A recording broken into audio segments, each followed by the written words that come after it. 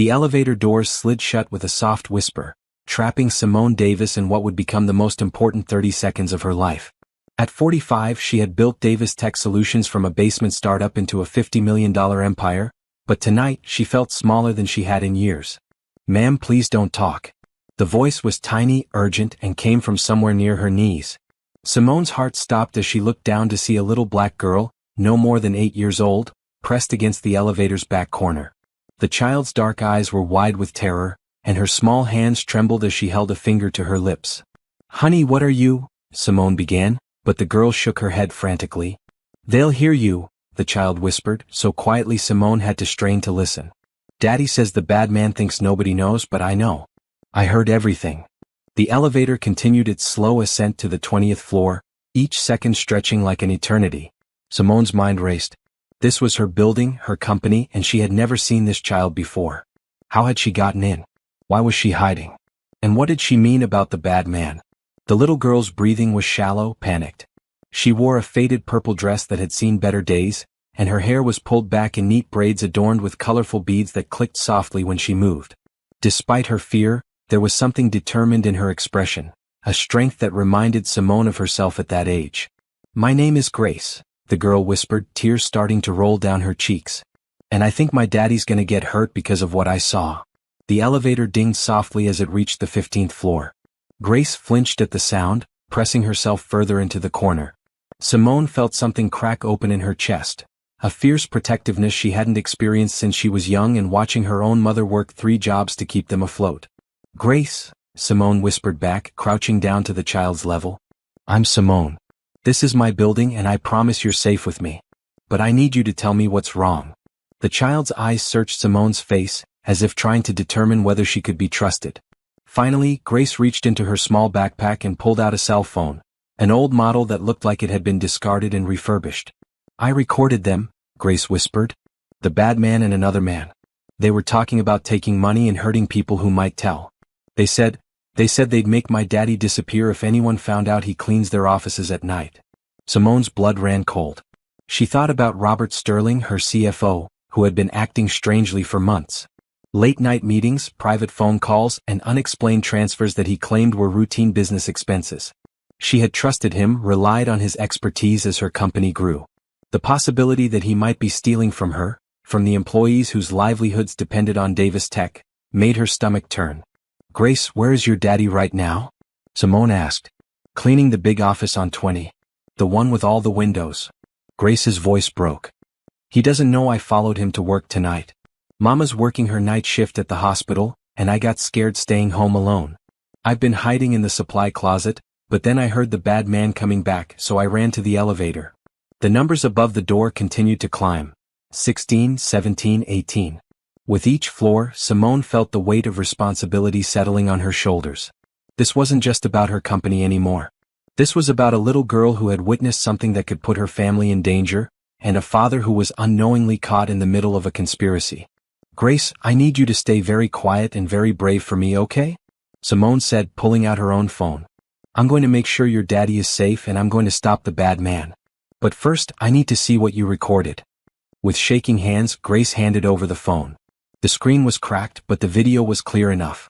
Simone pressed play and watched in horror as Robert Sterling's voice filled her ears through the tiny speaker. "The audit's next week.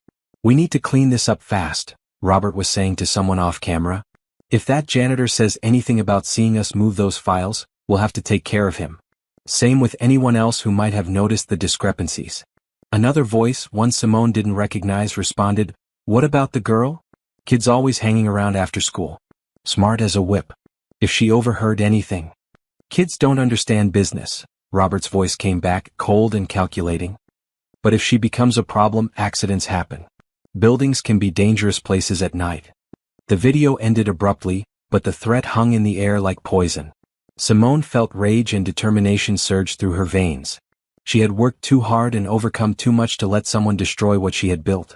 More importantly, she would not let anyone threaten this brave little girl or her father. The elevator chimed as it reached the 20th floor.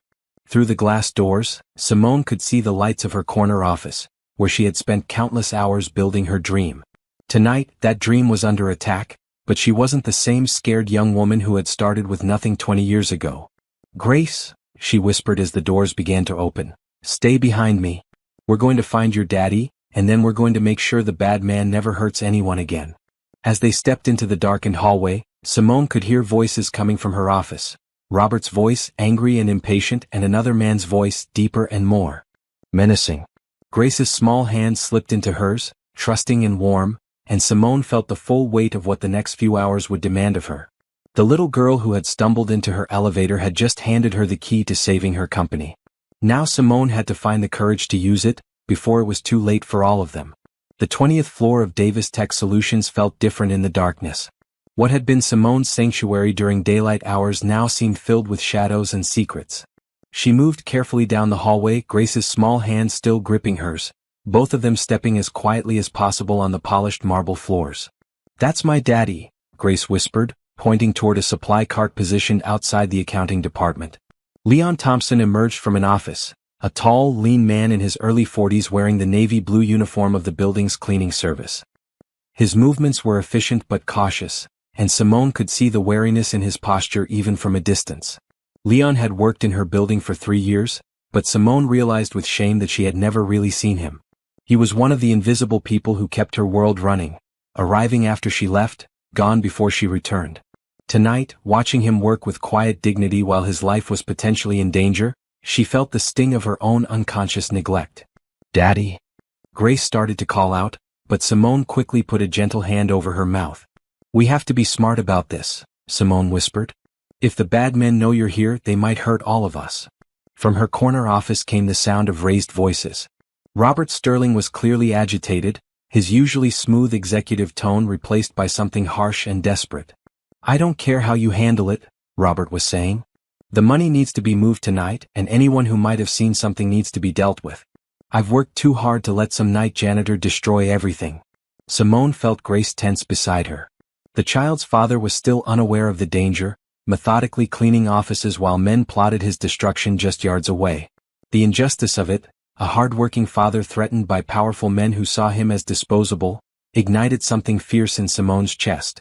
She pulled out her phone and quickly typed a text message to Destiny Thompson, her head of security. Destiny was the one person in the company Simone trusted completely, a former police detective who had joined Davis Tech after a corruption scandal in her old department left her disillusioned with traditional law enforcement. If anyone could help navigate this dangerous situation, it was Destiny. Emergency. 20th floor. Bring backup but stay quiet. Lives in danger.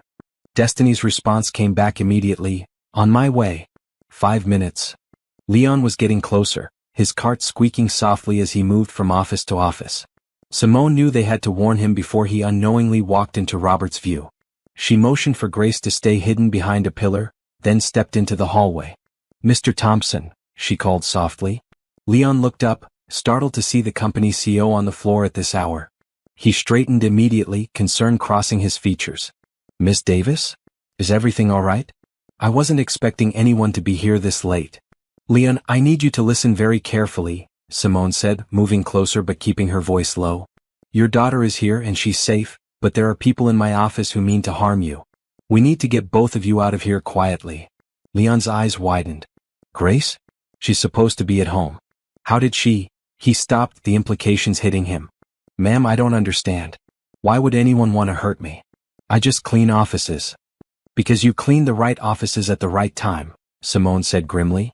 Grace recorded a conversation between my CFO and another man.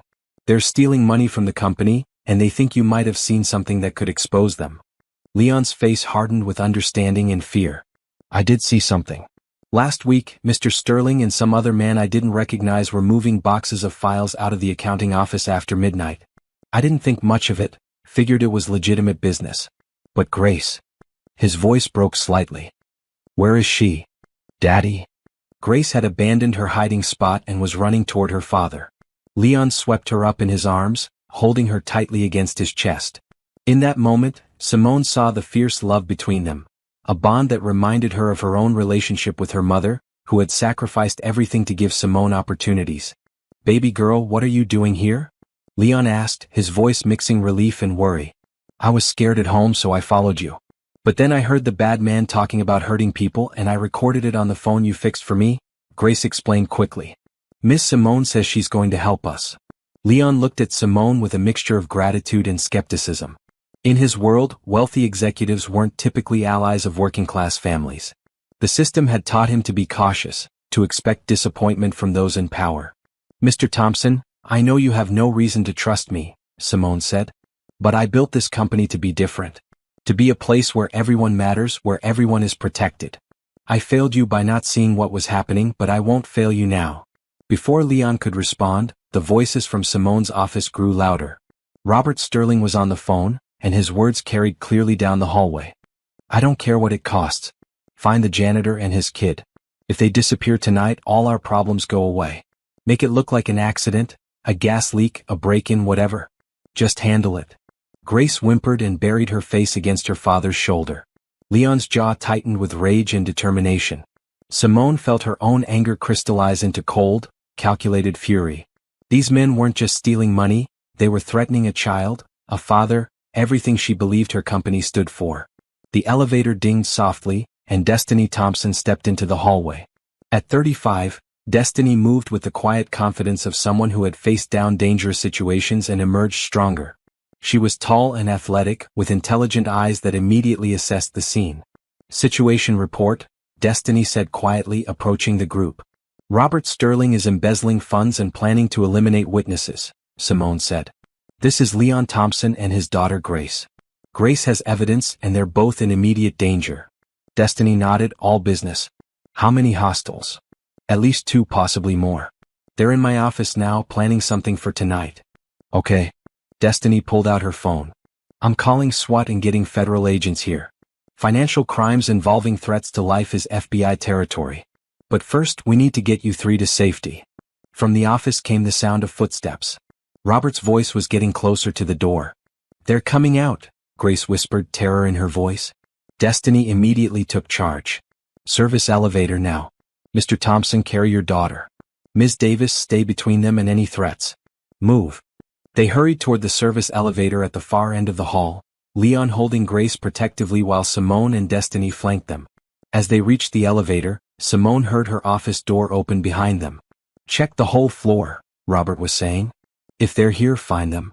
The service elevator doors closed just as footsteps began moving in their direction. As they descended, Simone looked at Grace, who was still clinging to her father but watching her with those wise, trusting eyes. What happens now? Leon asked. Now we make sure the truth comes out, Simone said. And we make sure your daughter's courage changes everything. But even as she spoke, Simone knew the real battle was just beginning. Robert Sterling had resources, connections, and years of experience covering his tracks. Taking him down would require more than just Grace's recording. It would require Simone to risk everything she had built. Looking at this brave little girl and her hard-working father, she realized she had no choice. Some things were worth more than money or business success. Some things were worth everything. The basement security office of Davis Tech Solutions had never felt so much like a war room. Destiny had transformed the space into a command center, with multiple screens showing security feeds from throughout the building, phones connected to law enforcement agencies, and Grace's cracked phone hooked up to a digital recording system that would preserve the evidence in multiple formats. Leon sat in a corner with Grace on his lap, both of them looking overwhelmed by the sudden attention from federal agents, police detectives, and corporate security personnel. Simone watched them, remembering her own childhood, the feeling of being small and powerless while adults made decisions that would determine her future. The recording is definitely admissible, said Agent Sarah Chin from the FBI's white-collar crime division.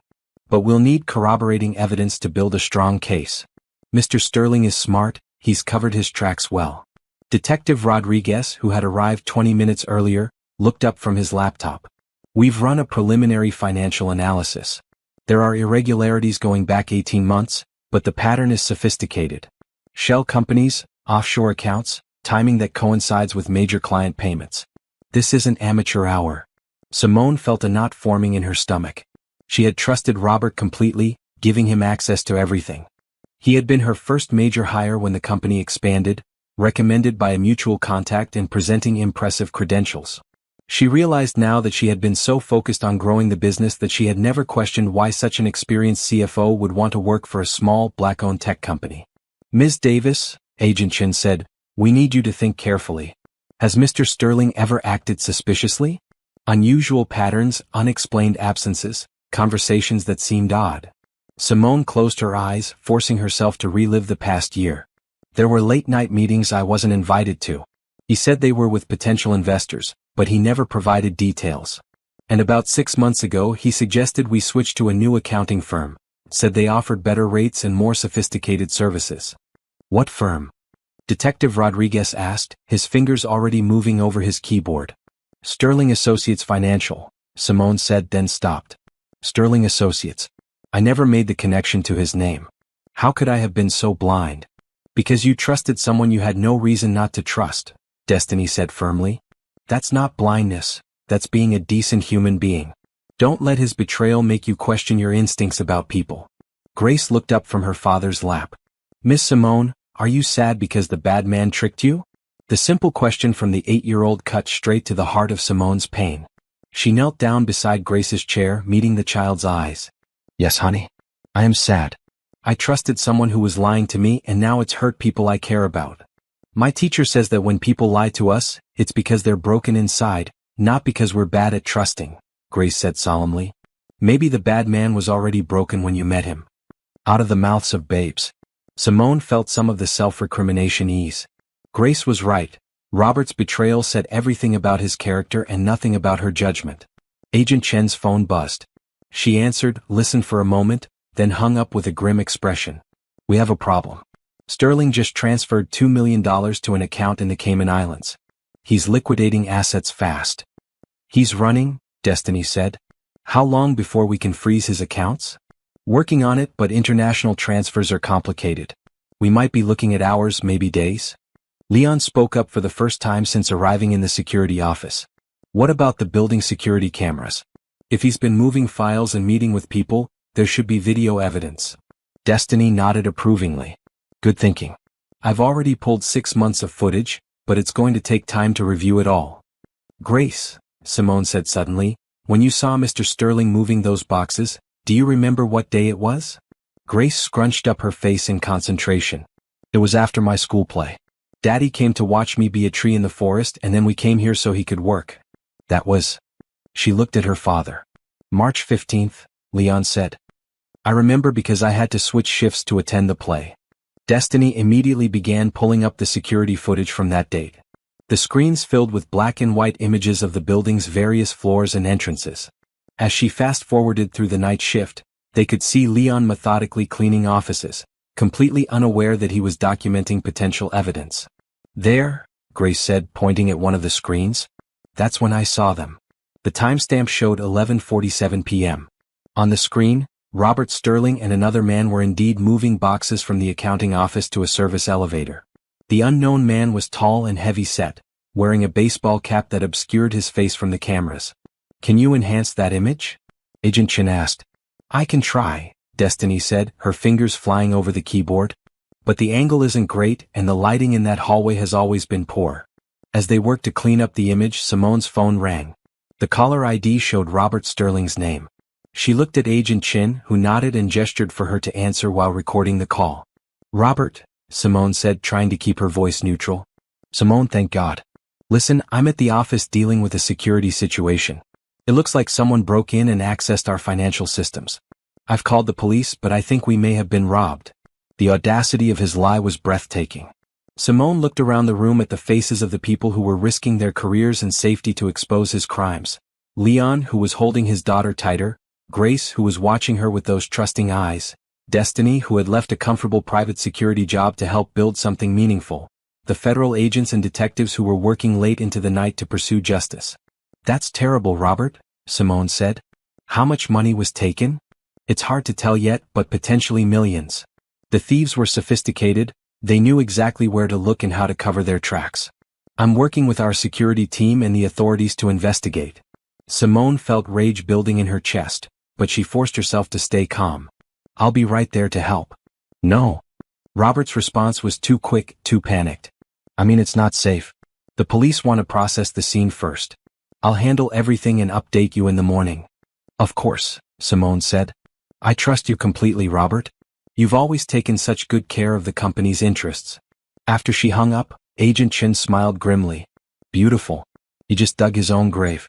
That call establishes clear intent to defraud and provides evidence of ongoing criminal activity. What happens now? Leon asked. Now we gather enough evidence to put him away for a very long time, Detective Rodriguez said. Mr. Thompson, your daughter may have just helped us crack the biggest corporate embezzlement case this city has seen in years. Grace looked around the room with wide eyes. Does that mean the bad man can't hurt my daddy anymore? It means we're going to make sure he can never hurt anyone again, Simone promised. But even as she spoke, Simone knew they were far from safe. Robert Sterling was desperate, cornered, and still had access to resources and connections. Men like him didn't go down without a fight, and they rarely fought fair. The next few hours would determine whether a little girl's courage and a mother's determination to protect her company family would be enough to overcome years of calculated corruption. Outside the basement windows, dawn was still hours away, but Simone could feel something shifting. The truth was finally coming to light, and with it, the possibility of real justice. For Grace, for Leon, for every honest employee who had trusted her to build something worthy of their faith. The fight was just beginning, but for the first time all night, Simone felt like they might actually win. By 3 a.m, the security office had become a hive of activity that would have impressed any FBI field office. Agent Chin had called in additional federal resources, Detective Rodriguez had coordinated with the district attorney's office, and Destiny had transformed the building's security system into a surveillance network that would have made the NSA proud. Grace had fallen asleep in her father's arms, exhausted by the night's events but still clutching the phone that had started everything. Leon watched over her with fierce protectiveness, his eyes never leaving the screens that showed Robert Sterling's continued movements throughout the building. He's getting desperate, Destiny observed, pointing to one monitor. Look at his body language. He's checking over his shoulder constantly, moving faster than normal. He knows something's wrong. Simone studied the feed from her office, where Robert was frantically packing files into boxes and loading them onto a cart. He's destroying evidence. How do we stop him without tipping our hand? We don't, Agent Chin said. Let him dig deeper. Every action he takes right now is being recorded and will be used against him. The more he panics, the more mistakes he makes. Patricia Hayes, Davis Tech's legal counsel, had arrived an hour earlier and was now working with federal prosecutors to ensure every piece of evidence would be admissible in court. Patricia was a woman who had climbed the legal ranks through sheer brilliance and determination, and her presence gave Simone confidence that they were building an airtight case. The financial forensics team will be here at dawn, Patricia reported. They'll need access to all company accounts, records, and systems. This is going to be a comprehensive investigation, Simone. Are you prepared for that level of scrutiny? Absolutely, Simone said without hesitation. I want them to examine everything. If there are other irregularities, other people involved, I need to know. Detective Rodriguez looked up from his laptop with a grim expression. We may have found Sterling's partner. The man in the security footage, facial recognition got a partial match. Anthony Marcelli, known associate of several organized crime families. This isn't just embezzlement, folks. This is money laundering. The implications hit the room like a physical blow. Leon instinctively tightened his hold on Grace, while Simone felt the ground shift beneath her feet. Organized crime meant connections, resources, and a willingness to eliminate threats that went far beyond corporate malfeasance. How did this happen to my company? Simone asked, her voice barely above a whisper. How did I let criminals infiltrate everything I've built? You didn't let anything happen, Destiny said firmly. You were targeted because you're successful, because you have a reputation for integrity, and because a black-owned business provides perfect cover for their operations. They needed legitimacy and your company gave them that. Agent Chin nodded in agreement. This is their playbook. Find successful minority-owned businesses, place operatives in key positions, use the company's reputation to launder money while bleeding it dry. When they're done, they disappear and leave the business owner holding the bag. The cruel calculation of it made Simone sick. She had worked for 20 years to build something meaningful, to create opportunities for people who looked like her, to prove that excellence could come from anywhere. And criminals had seen her success as nothing more than a convenient tool for their schemes. Miss Simone? Grace's small voice cut through Simone's dark thoughts. The little girl had woken up and was watching her with those wise, caring eyes. Are you okay? Grace asked. You look like my daddy did when Mama was sick and we didn't have money for the doctor. The simple comparison, linking Simone's current crisis to the everyday struggles of working families, brought everything into focus. This wasn't about corporate pride or personal reputation. This was about justice, about protecting people like Leon and Grace from predators who saw them as disposable. "I'm better now, honey," Simone said, kneeling beside Grace's chair. "You reminded me of something important. This isn't about what they took from me. It's about what we're going to do to make sure they can't hurt anyone else." Grace nodded solemnly. "Like superheroes?" "Exactly like superheroes. Sometimes regular people have to be brave to stop the bad guys." "Ms. Davis," Agent Chin interrupted, "we need to make a decision. Sterling is clearly preparing to run. We can arrest him now on what we have, but if we wait a few more hours, we might catch him in the act of additional crimes that would strengthen our case." Simone looked around the room at the faces of people who had risked everything to help her. Leon, who could have kept quiet and kept his family safe. Grace, who had shown courage beyond her years. Destiny, who had stepped into danger without hesitation. The federal agents and police officers who were working through the night to pursue justice. "What's the risk if we wait?" she asked. "He could escape," Detective Rodriguez said. "Or if he realizes how much evidence we have, he might decide to eliminate witnesses before he runs." Leon spoke up quietly. "What would you want us to do if Grace was your daughter?" The question cut straight to the heart of the decision. Simone thought about her own childhood, about her mother's warnings to stay away from trouble, to keep her head down, to not make waves. Those lessons had kept them safe, but they had also taught her that justice was a luxury that people like them couldn't afford. Tonight, in this room, surrounded by people who were risking everything for what was right, Simone realized that her mother's caution had been born of necessity, not truth. Justice wasn't a luxury, it was a responsibility. "We wait," she decided. "But not because I want to strengthen the case. We wait because Grace's recording gave us this opportunity, and we owe it to her to make sure it counts for everything it can. We're going to expose this entire network, not just Robert Sterling." Agent Chin nodded approvingly. "Smart choice. But we're going to need more security around the Thompson family. If Marcelli's people realize what we know." "They won't," Destiny said with quiet confidence. "Because Grace and Leon are going to disappear into federal protection until this is over. And Robert Sterling is going to lead us straight to the rest of his organization."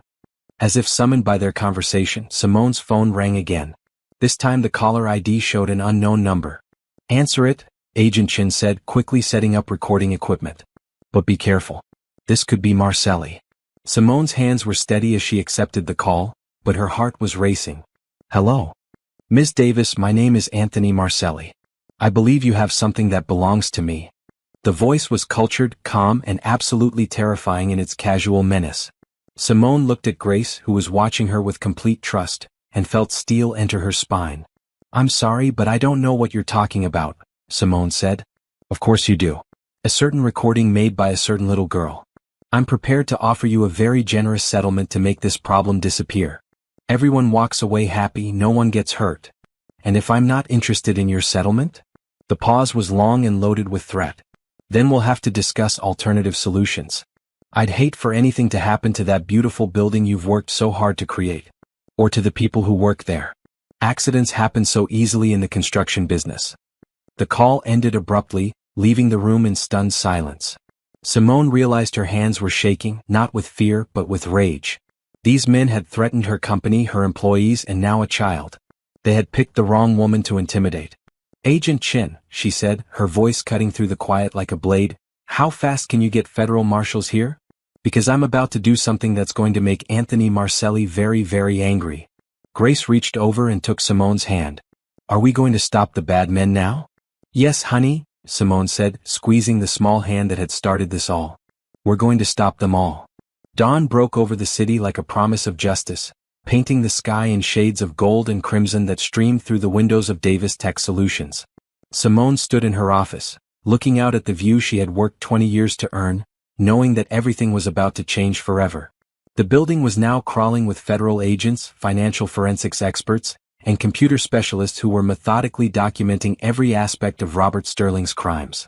Grace and Leon had been moved to a safe house, but not before Grace had insisted on recording a video statement that Agent Chen called, "the most compelling witness testimony I've heard in 15 years." Patricia Hayes was coordinating with prosecutors to ensure the case would be bulletproof, while Destiny worked with federal marshals to secure the building and protect the employees who would arrive for work in a few hours. Everyone except Simone knew their role in the carefully orchestrated operation that was about to unfold. "You don't have to do this," Agent Chin said for the fourth time. We have enough evidence to arrest Sterling and Marcelli. You don't need to put yourself at risk.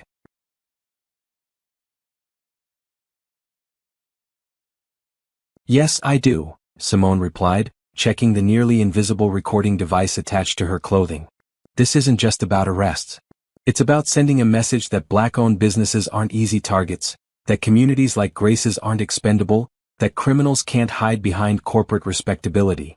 Her phone buzzed with a text from Robert Sterling, meeting with investor at 8 a.m. Need to discuss security situation. Simone smiled grimly. Robert was still playing his role, still believing he could manipulate his way out of the trap that was closing around him.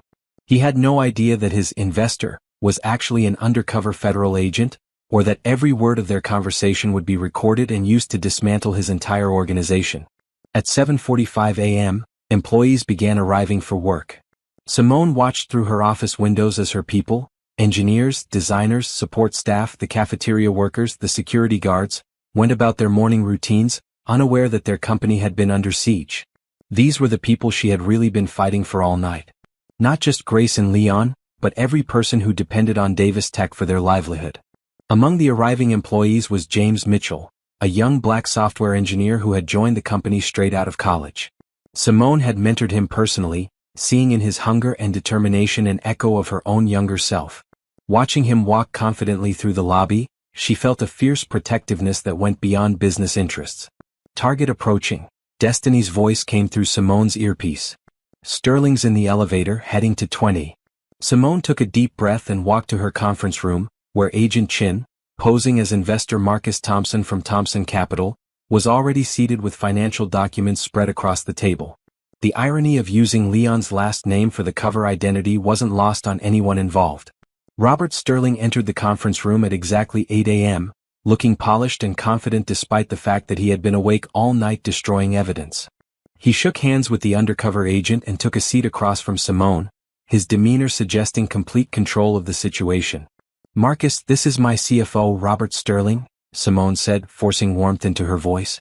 "Robert, Mr. Thompson is interested in making a significant investment in our expansion plans." "Excellent," Robert said, opening his leather portfolio. "Though I should mention that we discovered some irregularities in our financial systems last night. Nothing that affects our core operations, but we're conducting a thorough investigation." Agent Chin leaned forward with interest. "What kind of irregularities?" "Potential unauthorized access to our accounts. We suspect industrial espionage, possibly from competitors trying to steal our client lists and pricing strategies. The good news is that our security measures prevented any actual theft." Simone marveled at the smoothness of his lies. Even knowing what she knew, she could almost believe his concerned executive performance.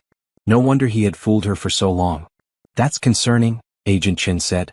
"My investors take security very seriously. Perhaps you could walk me through your financial controls, show me how you prevent unauthorized access." "Of course," Robert said, pulling out his laptop. "Though I should mention that some of our more sensitive data is stored off-site for additional security." As Robert began his presentation, Simone's earpiece crackled with updates from the federal team positioned throughout the building. "Marcelli's arriving," Destiny reported. 3 vehicles, multiple subjects. Moving to intercept." "Copy that," Agent Chin responded subvocally. "Sterling's accessing offshore accounts on his laptop. We're recording everything." Robert was deep into his fabricated explanation of security protocols when his phone rang. The caller ID made him frown. It was Anthony Marcelli, and receiving a call during a crucial investor meeting was the last thing he wanted. "I'm sorry, but I need to take this," Robert said, stepping away from the table. "Tony? This isn't a good time." "I'm in a meeting with—" Robert stopped, his face going pale as he listened to whatever Marcelli was saying. "What do you mean, surrounded? I thought you said we had everything under control." Simone watched the moment when Robert realized his world was collapsing. His confident facade cracked, revealing the desperate criminal underneath. He looked at her with dawning suspicion, then at Agent Chin, who was no longer bothering to maintain his cover. "Robert Sterling," Agent Chin said, standing and producing his badge, "you're under arrest for embezzlement, money laundering, conspiracy, and threatening federal witnesses." The conference room door opened, and 2 federal agents entered to place Robert in handcuffs. As they read him his rights, Robert stared at Simone with a mixture of rage and disbelief. "You have no idea what you've done," he said. These people don't just steal money. They destroy everything you care about. Your employees, your company, your family, none of it will be safe. That's where you're wrong, Simone said, rising from her chair with dignity and strength that came from finally standing up to the fear that had controlled her for too long. My family isn't defined by blood or business relationships. It's defined by people who look out for each other, who protect each other, who stand up for what's right even when it's dangerous. Through the conference room windows, she could see federal agents leading Anthony Marcelli and 3 of his associates in handcuffs through the lobby. Employees had gathered to watch the scene, their faces showing confusion and concern. And my family, Simone continued, includes a brave little girl who recorded your confession when she could have stayed silent, a father who works 3 jobs to provide for that little girl, and every person in this building who trusted me to build something worthy of their faith. You picked the wrong people to threaten, Robert. We protect our own. As Robert was led away, Simone felt a weight lifting from her shoulders that she hadn't even realized she'd been carrying. The fear, the self-doubt, the isolation that came with being a successful black woman in a hostile business environment, it was all being replaced by something stronger and more sustaining. Destiny's voice came through her earpiece. Building is secure. All targets in custody. Financial Crimes Unit is reporting initial recovery of over $8 million. Copy that, Simone said. Time to address the company. She walked out of the conference room and toward the elevator that would take her to the main floor, where her employees, her family, were waiting for answers. It was time to tell them the truth about what had happened, about the courage of a little girl named Grace, and about the future they were going to build together. The elevator doors closed, and for a moment, Simone remembered standing in this same space just hours earlier, listening to Grace's whispered warning. That scared little girl had saved everything Simone cared about. Now it was time to honor that courage by building something even stronger from the ashes of Robert Sterling's betrayal. The elevator opened onto the main floor, where hundreds of faces looked to her for leadership, for truth, for hope. Simone stepped forward, ready to give them all 3. The main floor of Davis Tech Solutions had been transformed into an impromptu assembly area, with employees gathered around the central atrium where Simone typically addressed the company during monthly meetings. But this was unlike any gathering they had ever had before. Federal agents were still processing evidence, financial forensics experts were working at computers throughout the space, and the energy in the room crackled with tension and uncertainty. Simone stood at the center of it all, looking out at faces she had come to know and care about over the years. There was Maria Santos, a single mother of 3 who ran the customer service department with incredible efficiency and heart. There was David Kim, a brilliant engineer who had developed 2 of their most successful software platforms. There was Elder Johnson, the veteran security guard who had worked his way through night school and was about to start law school part-time.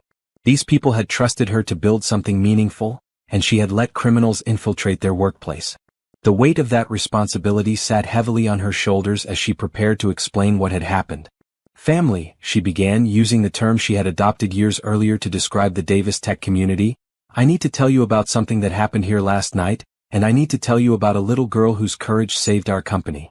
She told them about Grace Thompson, about Leon, about the recording that had exposed a criminal conspiracy designed to destroy everything they had built together. She explained how Robert Sterling had betrayed their trust, how Anthony Marcelli had threatened their safety, and how federal law enforcement had worked through the night to bring the criminals to justice.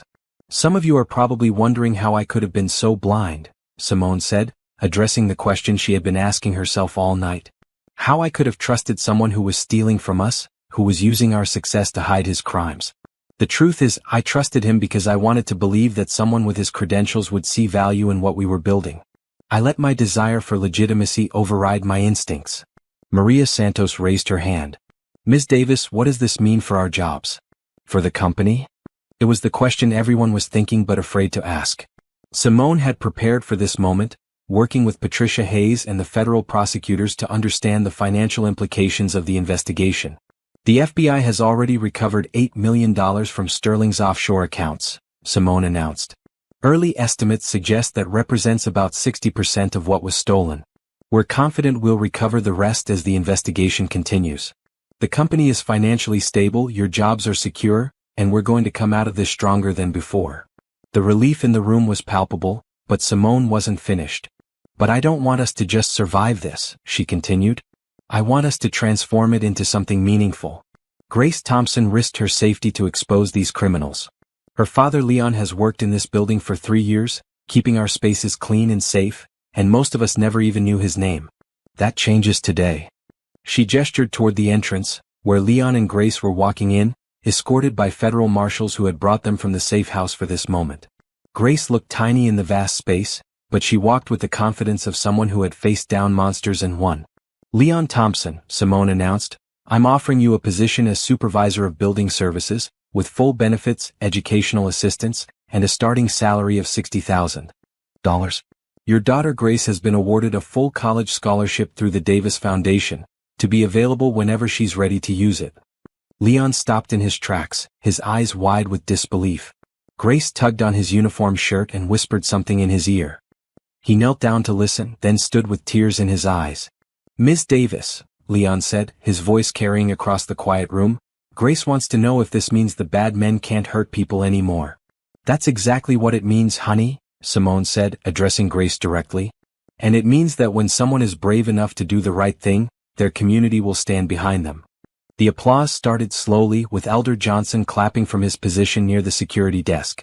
It built steadily as the entire company joined in, recognizing not just Grace's courage, but Leon's dignity and Simone's leadership through an impossible crisis. David Kim stepped forward. Ms. Davis, what can we do to make sure this never happens again? I'm glad you asked, Simone said. Effective immediately, we're implementing new financial oversight protocols. Every major transaction will require approval from multiple departments. We're creating an employee ethics board with rotating membership from all levels of the company. And most importantly, we're establishing an anonymous reporting system so that anyone who sees something concerning can speak up without fear. Patricia Hayes, who had been standing at the edge of the gathering, moved closer. There's something else you should all know. The federal investigation has revealed that Davis Tech wasn't the only target.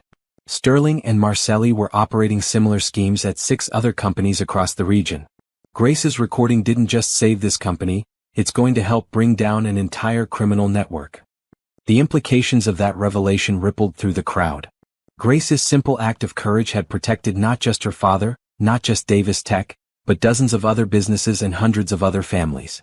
Agent Chin, who had been coordinating with his team throughout Simone's address, approached the group. Miss Thompson, he said, addressing Grace formally, the FBI director has asked me to present you with a civilian commendation for exceptional courage in the face of danger. Your actions have helped the federal government dismantle a significant organized crime operation. Grace looked around the room at all the adults watching her, then back at Agent Chin. Does this mean other kids will be safe? Yes, Agent Chin said seriously. Other kids will be safe because of what you did. Grace nodded solemnly, as if this was exactly the outcome she had been hoping for.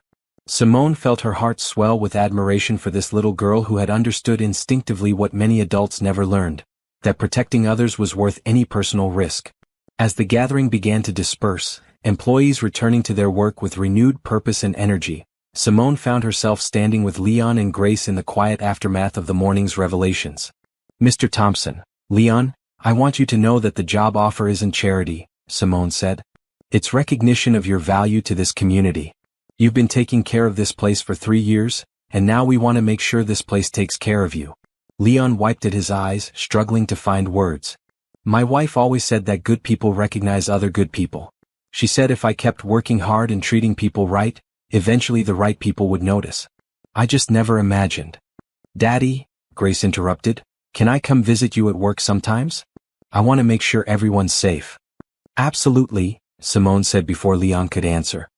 In fact, I think Davis Tech needs a security consultant who specializes in noticing things adults miss. Would you be interested in that job, Grace?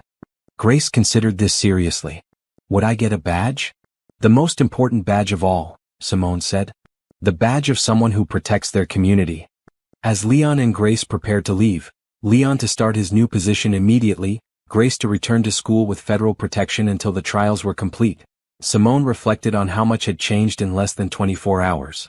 A criminal conspiracy had been exposed, justice was being served, and a little girl's courage had reminded them all what it meant to stand up for what was right.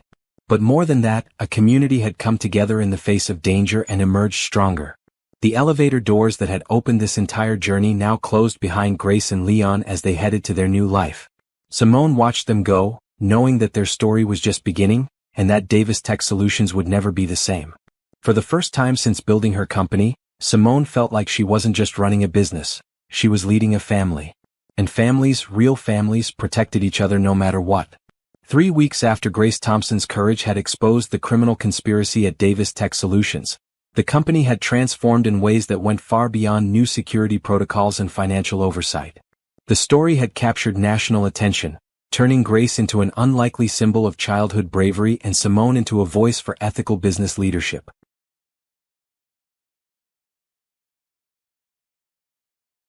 But it was the quiet, everyday changes that mattered most to Simone as she walked through the building on a Monday morning. Leon Thompson was training his new team of building services supervisors, implementing systems that ensured every worker was treated with dignity and respect. Grace had become a regular after-school visitor, doing homework in the employee break room and charming everyone with her serious questions about how to make the building safer. "Miss Simone," Grace called out as Simone passed the break room, "can you help me with my math homework? It's about percentages and Daddy says you're really good with numbers." Simone smiled and sat down beside Grace, who was surrounded by coloring books, homework sheets, and what appeared to be architectural drawings of the building. "What kind of percentages are we working on? If 96% of people tell the truth most of the time, but 4% of people lie a lot, how do you know which people to trust?" Grace asked, her 8-year-old logic cutting straight to the heart of complex human nature. "That's a very advanced math problem," Simone said carefully. "What do you think the answer is?" Grace considered this seriously. "I think you watch how people treat other people when they think nobody important is looking. Like how they talk to kids or people who clean things or people who don't have a lot of money. The truth-telling people are nice to everyone. The lying people are only nice to people who can help them." Once again, Grace had distilled a complex concept into simple wisdom that most adults struggled to understand. Simone thought about Robert Sterling, who had been charming and respectful to her while dismissing the night janitor as invisible. The signs had been there, she just hadn't known how to read them. "That's exactly right," Simone said. "And that's why your daddy's job is so important. He sees how people really act when they think nobody's watching." Leon appeared in the doorway, wearing his new supervisor uniform and carrying a tablet that he was still getting used to. "Grace, baby, you're not bothering Ms. Davis with your homework, are you?" "She's never a bother," Simone said firmly. "In fact, she just solved a business problem I've been thinking about for weeks. Grace, how would you like to help me interview people for new jobs? I think your truth detection skills might be exactly what we need." Grace's eyes lit up. "Really? I could help pick good people?" "Absolutely. But first, let's finish your homework." As they worked through Grace's math problems, Destiny Thompson approached with a tablet and a serious expression. "Simone, we need to talk.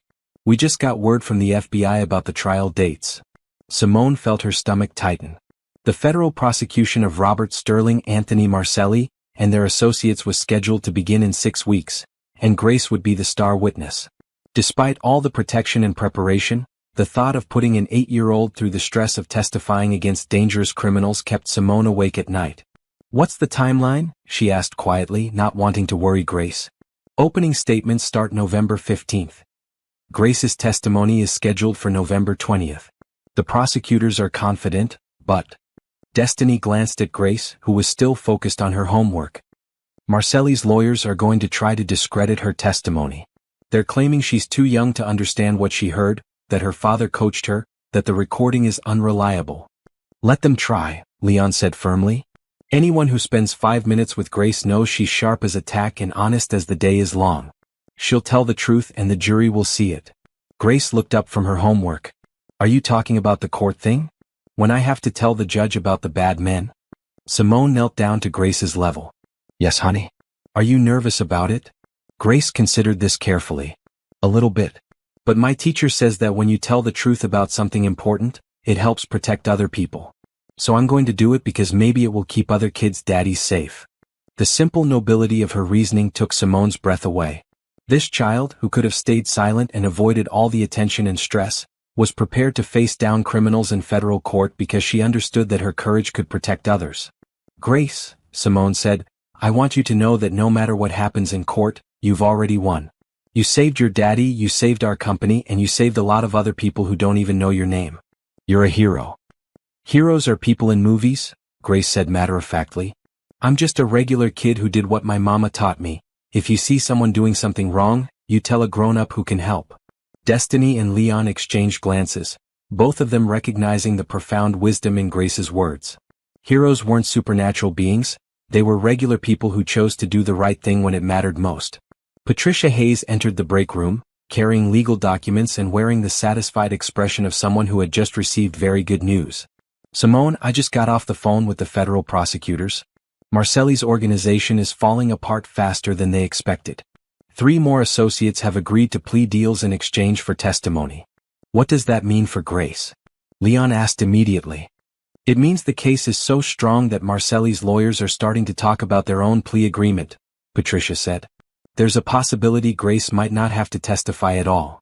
Grace looked up from her homework with genuine disappointment. "But I practiced what I was going to say. I wanted to tell everyone about how my daddy works really hard and how the bad men shouldn't be allowed to scare people." "You might still get that chance," Patricia assured her. "But if you don't have to go to court, that means the bad men already know they can't win. Your recording was so powerful that just knowing about it made them give up." "Really?" Grace asked, her face brightening. "So the truth was stronger than the lies?" "Much stronger," Simone confirmed. "The truth is always stronger than lies, even when it doesn't seem like it at first." As the afternoon wore on, Simone found herself reflecting on the ripple effects of Grace's courage. The Financial Crimes Unit had recovered over $12 million from various schemes. 6 other companies had implemented new oversight procedures based on the Davis Tech model. Anthony Marcelli's organization had been dismantled, preventing countless future crimes. But perhaps most importantly, the story had inspired other people to speak up about wrongdoing they had witnessed.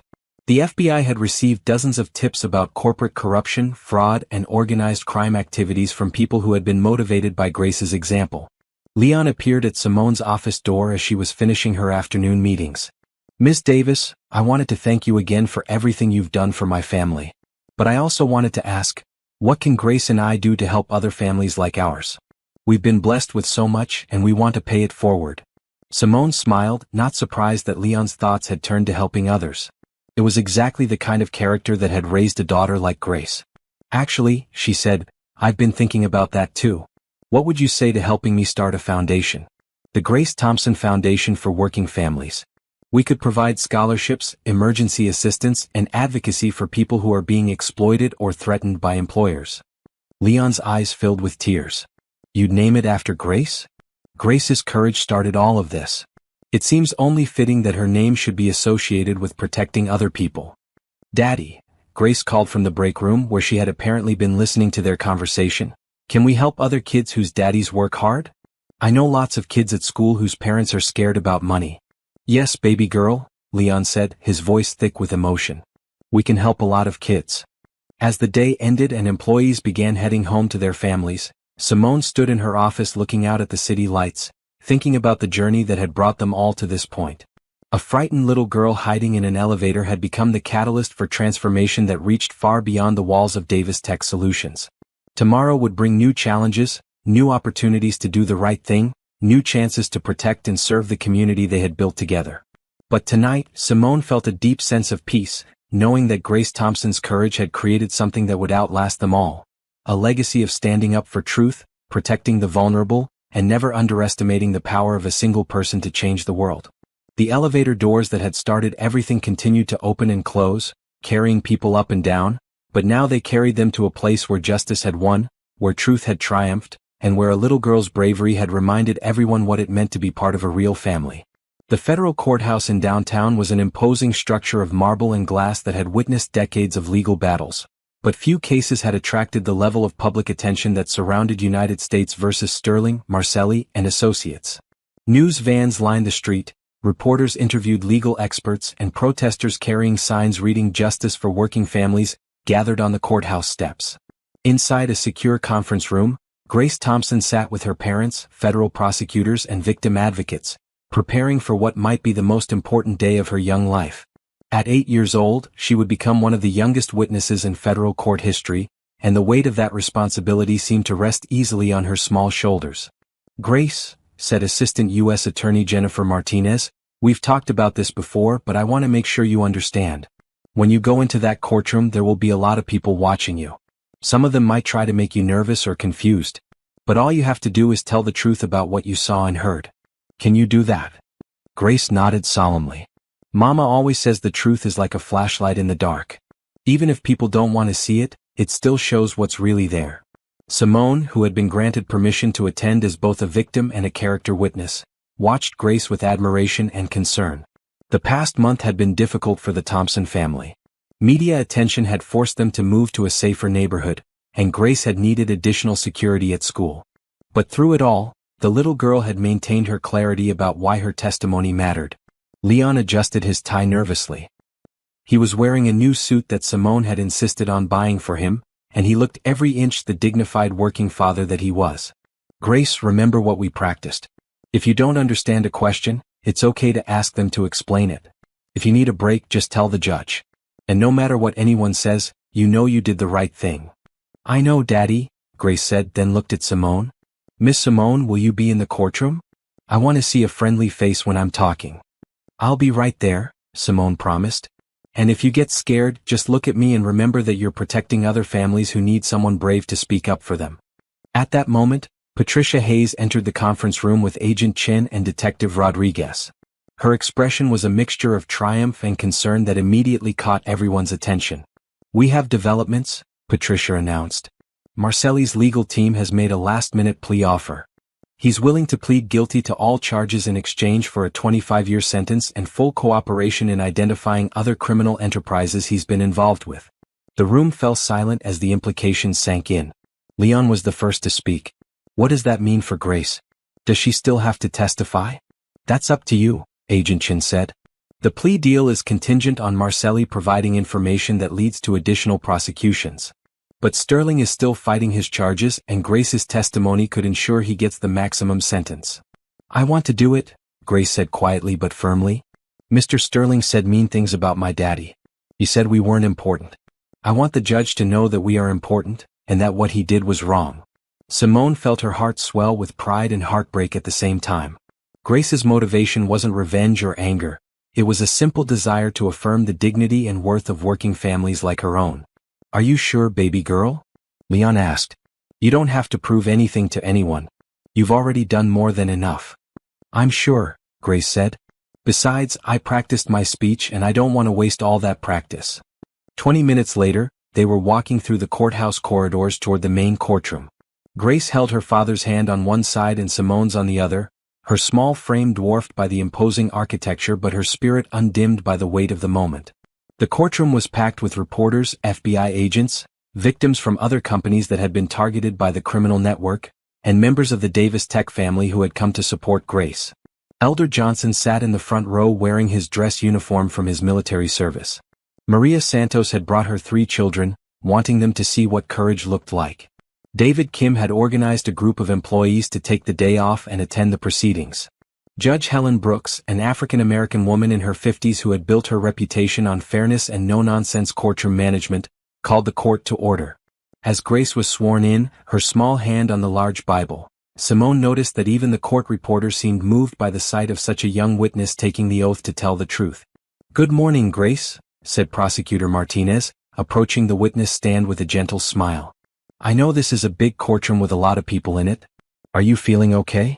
Yes, ma'am, Grace replied clearly. I'm a little nervous, but my daddy says being nervous just means you care about doing a good job. That's very wise. Grace, I want you to tell the jury about the night you made a recording on your phone. Can you start by explaining why you were in the building where your daddy works? Grace took a deep breath and began her story, speaking clearly and without hesitation. She explained how she had been scared to stay home alone while her mother worked the night shift at the hospital, how she had hidden in the supply closet while her father cleaned offices, and how she had heard voices coming from the big office with all the windows. I knew they weren't supposed to be there that late, Grace said. Daddy always says the office people go home before dark, but these men were there really late and they were talking quiet like they were doing something secret. What did you do when you heard them talking? I got out my phone, the one Daddy fixed for me from old parts, and I started recording. Mama always says if you see something wrong, you should try to help if you can. And what did you hear them say? Grace's voice remained steady as she recounted the conversation she had overheard, including Robert Sterling's threats against her father and his casual discussion of making problems disappear. Her testimony was devastating in its simplicity and credibility. When Sterling's defense attorney cross-examined Grace, attempting to confuse her about timelines and suggesting that she had misunderstood adult conversations. Grace responded with the kind of clarity that could only come from absolute honesty. "Sir," Grace said when the lawyer suggested she might have imagined the threats, "I know what 'make someone disappear' means. And I know what 'accidents happen' means when someone says it in a scary voice. I'm 8, but I'm not stupid." The courtroom erupted in scattered applause before Judge Brooks restored order. But the damage to Sterling's defense was clear. Grace's testimony had been unshakable, and her authenticity was undeniable. When Grace stepped down from the witness stand, she walked directly to Simone, who wrapped her in a protective hug. "You did perfectly, honey," Simone whispered. "You told the truth, and now everyone knows how brave and smart you are."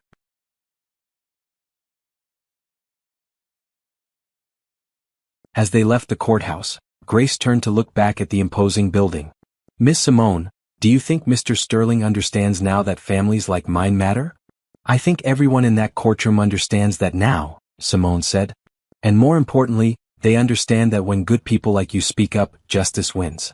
The trial would continue for several more days, but Grace's testimony had provided the emotional and evidentiary foundation for everything that followed. Robert Sterling was convicted on all charges and sentenced to 30 years in federal prison. Anthony Marcelli's cooperation led to the dismantling of a criminal network that had been operating across 12 states. But for Simone, the real victory was watching Grace walk out of that courthouse with her head held high, knowing that she had stood up for her family and her community when it mattered most. The little girl who had once hidden in an elevator had become a symbol of the power that comes from speaking truth to power, no matter how young or small you might be. 6 months after Grace Thompson's courthouse testimony had helped bring down one of the largest corporate crime rings in the region's history, the ripple effects of her courage continued to spread in ways no one could have predicted. The Grace Thompson Foundation for Working Families had opened its doors in a renovated building just 3 blocks from Davis Tech Solutions, and its impact was already being felt throughout the community. Simone stood in the foundation's main conference room, watching Grace carefully arrange folders for the day's first scholarship committee meeting. At 9 years old, Grace had insisted on being involved in selecting the recipients of the foundation's educational assistance program, arguing that kids understood what other kids needed better than adults did. "Miss Simone," Grace said, looking up from her work, "can you help me understand something? This application is from a girl whose mama cleans offices just like my daddy did, but she wants to study to be a doctor. Is that really possible?" Simone smiled, remembering her own childhood dreams that had seemed impossibly distant from her family's circumstances. "Not only is it possible, Grace, but it's exactly why we started this foundation. What do you think we should do?" "I think we should give her the scholarship and then find her a mentor who's already a doctor," Grace said matter-of-factly. "That way she'll know it's real and she'll have someone to ask questions when things get hard." The simple wisdom of Grace's approach had become the foundation's guiding principle. It wasn't enough to provide financial assistance. They needed to create connections, mentorship opportunities, and support systems that would help working families build lasting success. Leon entered the conference room carrying a stack of applications and wearing the confident expression of someone who had found his calling. His role as the foundation's community outreach coordinator had revealed natural leadership abilities that had been hidden during his years of invisible work as a night janitor. "Grace, baby, we've got 23 new applications this week," Leon said, setting down the stack. "Including one from a young man whose father is a security guard and who wants to study computer programming." "Like Mr. David at Miss Simone's company?" Grace asked, referring to David Kim, who had become one of the foundation's volunteer mentors. "Exactly like Mr. David," Leon confirmed. "And Mr. David has already volunteered to work with him if he gets the scholarship." Destiny Thompson knocked on the conference room door before entering with her usual purposeful stride. As head of security for both Davis Tech and the foundation, she had developed protocols that ensured the safety of scholarship recipients and their families, particularly those who might be vulnerable to retaliation from employers or others in positions of power. "Security briefing," Destiny announced. "We've received 3 more reports this week of workers who are afraid to report unsafe conditions or wage theft because they're worried about losing their jobs. The Foundation's anonymous hotline is becoming a real resource for people who need help but don't know where to turn." Simone felt a familiar sense of pride and responsibility. The Foundation had evolved beyond its original mission of providing scholarships to become a comprehensive support system for working families facing exploitation or intimidation. Grace's example had inspired others to speak up, creating a network of mutual protection and advocacy. What kind of help do they need? Grace asked, always focused on practical solutions. Legal advice mostly, Destiny replied. Workers who are being cheated out of wages or forced to work in dangerous conditions, or threatened when they try to join unions. Patricia's been handling a lot of these cases pro bono, but we're going to need more legal resources if this keeps growing. Patricia Hayes had indeed become the Foundation's de facto general counsel, using her expertise in employment law to help workers who couldn't afford legal representation. Her success rate was impressive, but the demand was overwhelming. Maybe we need to start a legal clinic, Grace suggested. Like the health clinic my mama goes to, but for people who need lawyers. Once again, Grace had cut straight to the heart of a complex problem with childlike clarity. Simone made a note to explore the possibility of expanding the Foundation's services to include legal aid. Agent Chin appeared in the doorway, still carrying the federal credentials that had made him a hero to Grace, but now wearing the relaxed expression of someone making a social visit rather than conducting official business. Are they teaching other kids how to record bad people? They're teaching agents how to recognize and protect brave witnesses like you, Agent Chin clarified. Your courage has made it safer for other people to come forward when they see wrongdoing. The meeting was interrupted by Maria Santos, who entered the conference room with her 3 children in tow. Maria had become one of the Foundation's most active volunteers, organizing community events and helping identify families who could benefit from the Foundation's services. Grace, Maria's youngest daughter Sophia, called out, "Did you see the news? They're making a movie about you." Grace looked confused. A movie? Like with superheroes? Not superheroes, Sophia said excitedly. Real people. My teacher says they want to show other kids that regular people can do brave things. Simone had heard rumors about Hollywood interest in Grace's story, but she had been hoping to shield the family from that kind of attention. Grace was still a child, still developing her sense of self, and the last thing she needed was the pressure and distortion that came with media fame. Grace, Simone said carefully, how do you feel about people wanting to make a movie about what happened? Grace considered this seriously, as she did all important questions. Will it help other kids know that they should tell grown-ups when they see bad things happening? That would probably be the point, Simone said. Then I think it's okay, Grace decided. But I want to make sure they tell the story right. I don't want them to make it seem like I wasn't scared because I was really scared. I want other kids to know that being brave doesn't mean you're not scared. It means you do the right thing even when you are scared. The wisdom of her words hung in the air, reminding everyone in the room why Grace's story had resonated so deeply with people across the country. She hadn't been portrayed as a fearless hero, but as a real child who had faced a terrifying situation and chosen to protect others despite her fear. As the scholarship committee meeting began in earnest, Simone watched Grace carefully review each application, asking thoughtful questions about the applicant's goals and circumstances. The little girl who had once hidden in an elevator was now helping to shape the futures of dozens of other children from working families. But more than that, Grace had become a symbol of something that had been missing from discussions about courage and justice. The idea that ordinary people, even children, had the power to change their communities and their world. Her example was inspiring a new generation of young people to speak up, to get involved, to believe that their voices mattered. The seeds of change that Grace had planted with her simple act of courage were growing into something that would outlast all of them. A movement of working families supporting each other, protecting each other, and refusing to be invisible or powerless in the face of exploitation and intimidation.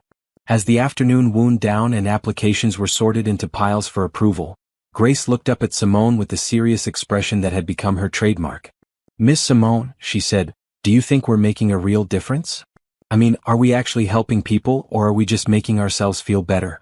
It was a question that cut to the heart of all philanthropic work, and Simone felt the weight of Grace's trust in her ability to provide an honest answer. "We're making a real difference," Simone said firmly. "But the most important difference isn't the money we give out or the problems we solve. It's the message we send, that working families matter, that children's voices should be heard, and that when people come together to support each other, they can overcome anything." Grace nodded thoughtfully. "Good. Because I want to keep helping people until I'm old like you." "I'm not that old," Simone protested with a laugh. "Old enough to be wise," Grace said diplomatically, causing everyone in the room to burst into laughter.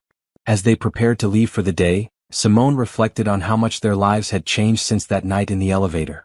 Grace was still the same thoughtful, brave child she had always been, but now she was also a symbol of hope for thousands of families who had felt powerless and invisible.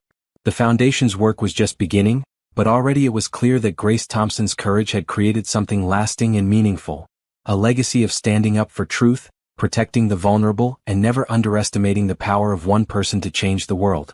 2 years had passed since Grace Thompson first whispered her warning in the elevator of Davis Tech Solutions, and the impact of that moment continued to reverberate through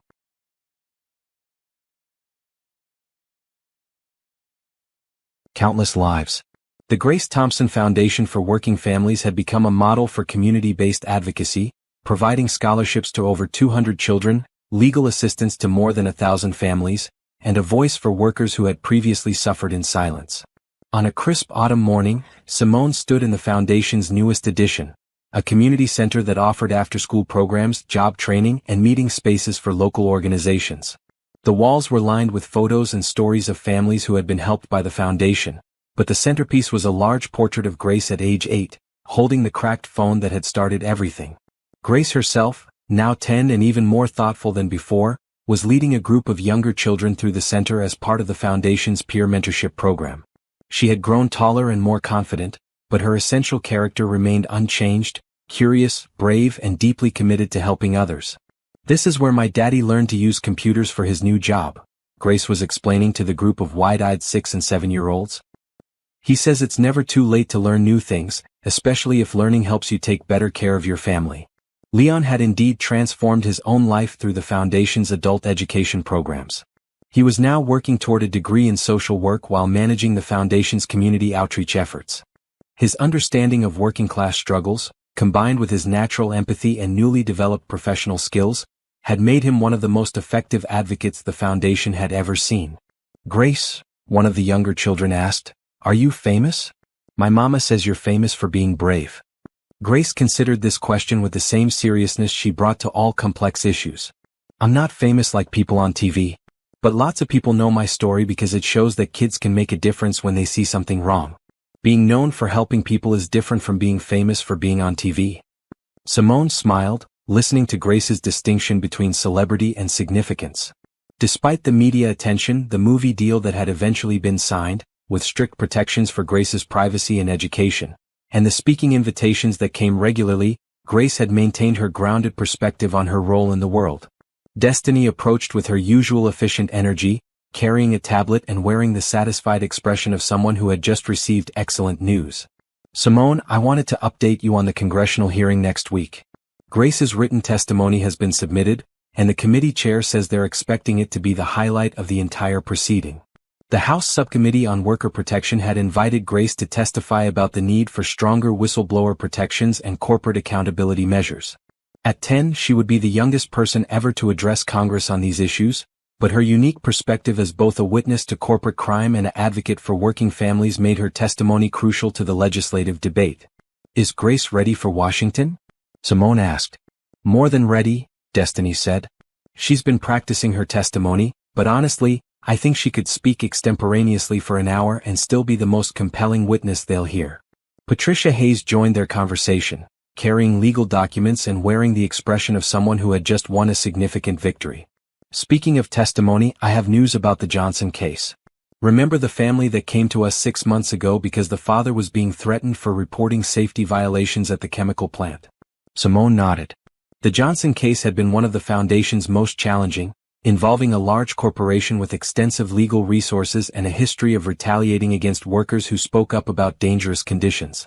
The company just agreed to a settlement that includes full back pay, medical coverage, and a guarantee that Mr. Johnson can return to work without retaliation, Patricia announced. But more importantly, they're implementing new safety protocols and establishing an independent oversight board. Grace's model of speaking up despite fear has literally changed the way this company operates. The ripple effects continue to spread in ways both large and small. Universities were studying the Foundation's community-based approach to social justice. Other cities were replicating their legal clinic model. Congressional representatives were citing Grace's story in debates about corporate accountability and worker protection.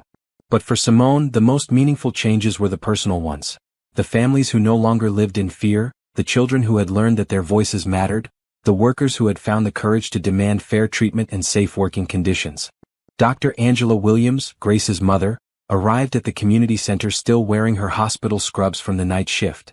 She had completed her nursing degree through the Foundation's adult education program and was now working as a charge nurse in the same hospital where she had once cleaned floors and served food in the cafeteria.